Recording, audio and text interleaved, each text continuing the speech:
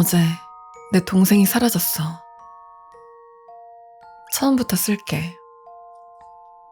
한 달여 전인가 몇 블록 떨어진 집으로 한 모녀가 이사 왔어. 그리고 이유는 모르겠지만 얼마 지나지 않아서 그 집은 아이들이 등하굣길에 기피하거나 담력 테스트하는 집이 됐더라. 최소 몇 년, 아니 몇십 년은 쌓여야 생길 법한 오명을 단 몇 주 만에 얻은 거지. 이 동네는 소문이 빨리 돌아. 그래서 그 웬돌린과 그 딸 에비게일은 동네 사람들 사이에서 유명 인사가 되었어. 아니, 그 둘을 모를지언정 그들과 관련된 소문만큼은 빠삭하게 알게 됐지. 어떤 사람은 에비게일이 희귀한 피부 질병이 있거나 자폐증을 앓는다고 했고, 또 누군가는 그보다 훨씬 암울한 추측을 펼쳐냈어. 그 사람들이 무슨 말을 떠벌렸는지는 자세하게 말하지 않겠어. 그럴 여유가 없거든. 이 글을 쓰는 이유는 최근에 있었던 일을 다루고 싶기 때문이야. 그게 무슨 일인지 알려줄게. 첫 번째, 그웬돌린과 에비게일 모녀는 좀처럼 보기 힘들었어. 그웬돌린이 가끔 외출을 했지만 장을 보거나 우체국을 가거나 동네 어디든지 가는 꼴을 못 봤어. 그저 집 밖으로 나서는 순간 빠르게 사라지는 것 같았거든. 두 번째, 내가 알기로 에비게일을 실제로 본 사람은 없어. 최근 발생한 사건도 그렇고 근방에 사는 이웃 역시 에비게일을 본 적이 없다고 했어.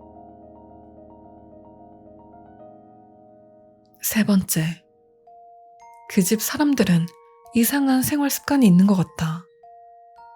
굉장히 이른 새벽부터 음악을 시끄럽게 듣는다든가, 가서 문을 두드려도 아무도 나오지 않는다든가. 네 번째, 두 모녀가 이사한 이래로 그 근방에 동물이 한 마리도 보이지 않아. 처음엔 이 사실이 그웬돌린이 사실은 마녀라는 소문만큼 터무니없다고 생각했는데 최근에 내 눈으로 직접 확인했어.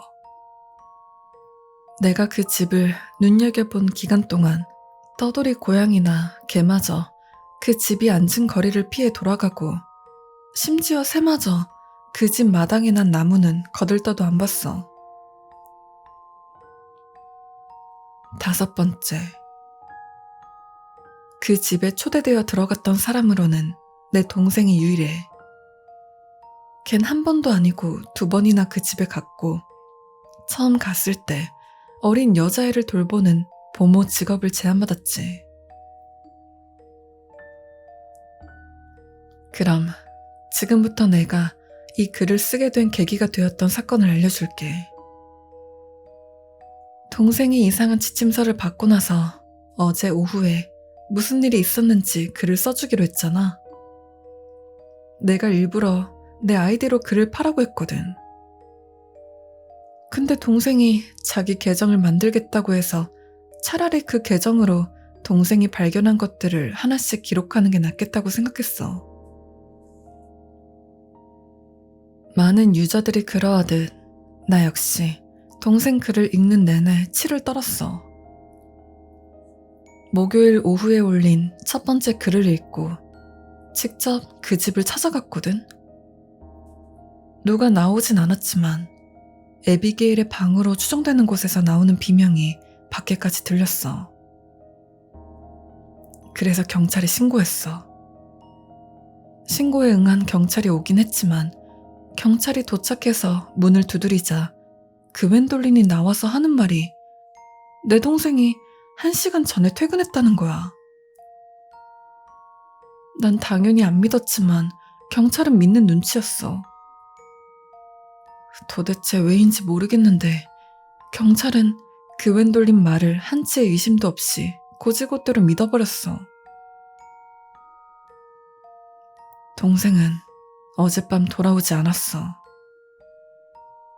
동생이 남긴 글을 읽고 또 읽으면서 그 병신이 도대체 왜 그렇게까지 자세하게 나온 지침서를 따르지 않았는지 욕을 해댔어. 동생이 성격도 좋고 착하긴 하지만 솔직히 말해서 좀 멍청하고 호기심이 과해. 아니, 되게 쉬운 일이었잖아. 아무리 좀 이상하다고 한들.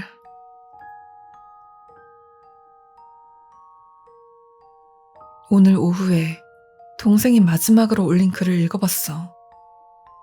멍청이. 부디 괜찮기를 바라지만 최악의 상황도 배제할 순 없어. 일단 실종 신고는 했는데 아무래도 경찰에서 손 놓고 있을 것 같다는 기분이 들어. 그 웬돌리는 사람들이 생각하는 것보다 훨씬 똑똑한 것 같아. 얼마든지 빠져나갈 구멍을 만들어 놓고 있는 거야. 날 소름 돋게 만드는 방법으로. 두 모녀에 관해 조사를 좀 해보려고. 예이츠가에서 대체 무슨 일이 일어나는지 알아야겠어. 혹시 몰라서 여기에 글을 쓰는 거야. 금방 올게.